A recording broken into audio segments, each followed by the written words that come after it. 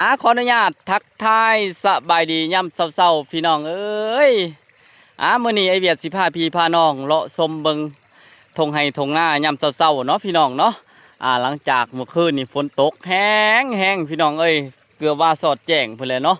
ตกตั้งแต่หัวแรงพี่น้องเอ้ยว้าไอเวียดเสื้อว่าหลายๆคนก็คงสิได้น้ำดำให้ดำหน้ากันเนาะพี่น้องเนาะหลายหม่องหลายบอล ป้าพี่น้องตื่นเช้ามาน้ำเต็มให้เต็มหน้าเลยท่วมหอดเข่าพี่น้องเอ้ยเนาะเพราะว่าเห็นที่ผ่านมาหลายบอนก็ยังบ่ทันได้ดำให้ดำหน้ากันก็มีพี่น้องเอ้ยเนาะไอเวียดผ่านไปผ่านมาแถวทางนี่บางบอนก็ดำจนเข่าเขียวแล้วก็มีพี่น้องเนาะบางบอนก็ยังก่อนขี้ไถแห่งหาวคุณอยู่ก็มีได้พี่น้องเอ้ยแต่ว่าฝนตกเมื่อคืนนี่หลายๆบอนก็คงสิได้น้ำกันพี่น้องเนาะ ที่ผ่านมาเห็นเขาดำหน้ากับบางคนกับผู้หน้าทงหน้าท่ามหน้าท้องน้ำก็ได้ดำกันหลายคนพี่น้องบางคนก็สูบน้ำใส่บางคนก็ซักลุงกันไปพี่น้องเอ้ยเนาะป้าต๊ะพี่น้องอันนี้บรรยากาศ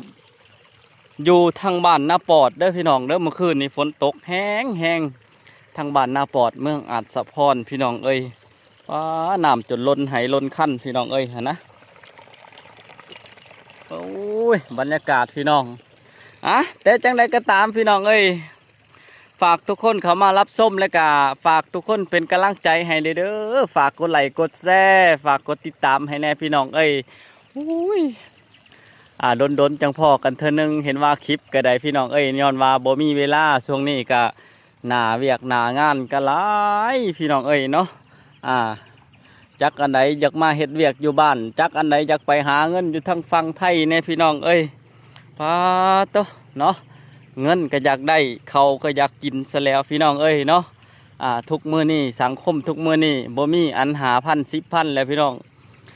บ่มีอันละ1,000 2,000แล้วเว้าเรื่องขนมข้าวต้มขนมก็ได้มีแต่อันหาอัน10ขึ้นไปพี่น้องเอ้ย10,000ก็ซ้ำ1,000แต่ก่อนหั่นแหละเว้าเรื่องของกินก็ได้พี่น้องเอ้ยโอ้ยเนาะ มาฮอนี่เวลาเบิดเวลากันพี่น้องเอ้ยฝากทุกคนเป็นกำลังใจให้ไอเวียดเด้อพี่น้องเด้อ